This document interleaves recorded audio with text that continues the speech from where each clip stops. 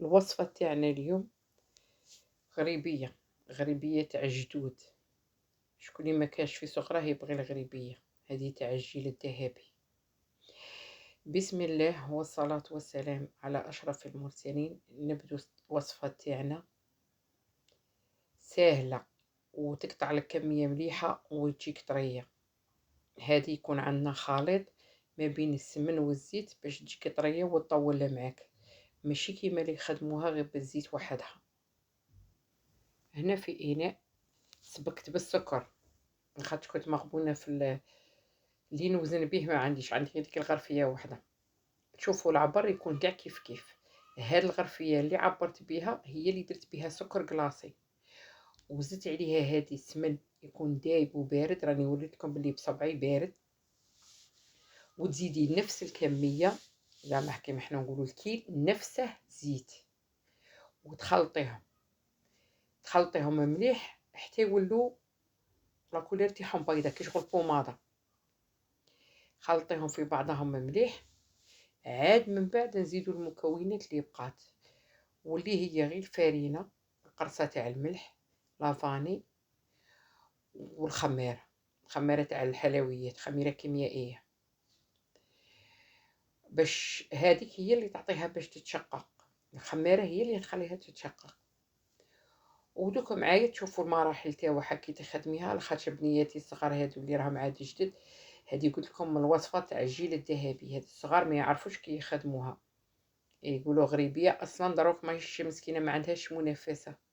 دروك اللي راه ينافس مقرود، بحلاوه، واللي خلاهم كاع هو الصابلي بريستيج، ما خلي لهمش كاع مساكين، غير هو راه المنافس الاول.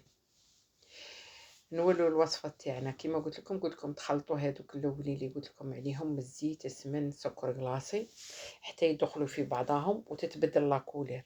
هنا غير الاضاءه راه عندي شويه ناقصه، راه يبان لكم اصفر بزاف. ومن بعد قعدتي تزيدي في الفرينه تدريجيا.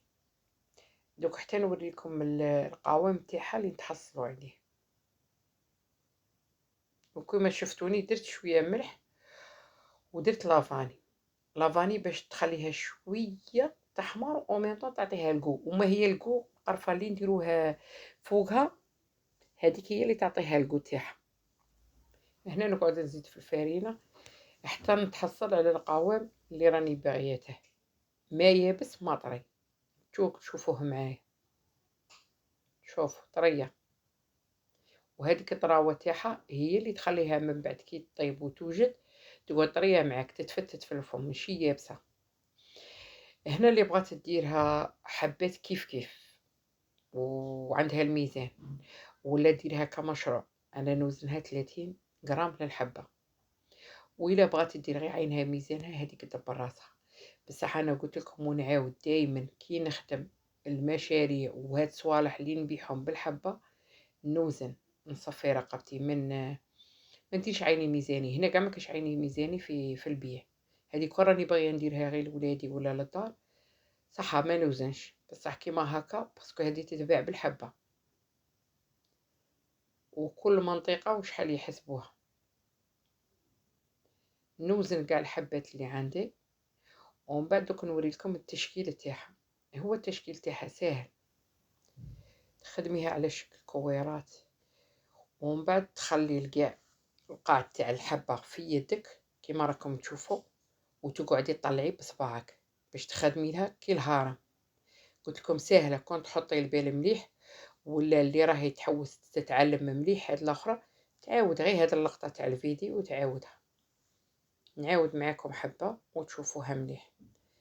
تكوريها مليح باش ما تتشققش، وتخدمي يدك كيما راني نقول هاك، كي شغل تقوسيها، ومين تقعدي تكوري فيها شوفوا كي تولي، ما توليش مكوره. ما فهمتش كي نقول لكم هذا الشكل تاعها. ليسونسيال الصوره راهي تعبر على روحها. وتقعدي تدوري في يدك وتطلعي بصبعك، تخدمي لك على شكل هرم. هي سهله، كون تحطوا البال سهله. انا نحكي على بناتي الصغار، والله لا تلقيهم صغار ويبغوا هاد الاكلات التقليديه ويبغوا يتعلموا هاد الصوالح وكاع. هنا بعات ما بانت لكمش، بصح قلت لكم اللي باغيه تعرف مليح تعاود غير ديك اللقطه وصاي. انا هنا ما شفتش بلي ماهيش تبان يدي، راني حاسبه بلي راني نصور وهي راهي بعيده. هنا هذيك الحفره اللي درتها بيدي بصبعي، كي يلي بغي القرفه تجي فيها ريحتها بزاف يدير دروك القرفه، واللي ما يبغيش تجيها تجي قاطعه يخليها حتى من الطيب ويزربع فيها شويه قرفه تمي توجد. هذيك زعما ما تجيش قاطعه بزاف، بصح هذه هنا كي طيب تعطي جو واحد اخر. جربوها وتعرفوا واش راني نهضر. الجو يختلف كي طيب وكي ما طيبش. وهنا ندخلوها على الفرن مسخن مسبقا تخليها طيب. انا كيما فهمتكم دائما نطلع الفوق ونخليها طيب، نشعل غير من تحت وخليها الفوق تحمار كيما الفوق كيما التحت. وهذه هي راهي وجدت معانا، وراكم تشوفوا في التشقاق وتجيكم طريه قلت لكم وتطوم معاكم، لا خاطرش ماهيش مخدومه غير بالزيت وحده. نحتل هنا الفيديو تاعنا باغي يكمل، نتمنى تجربوها وتنال الاعجاب تاعكم. سلام، للفيديو القادم باذن الله.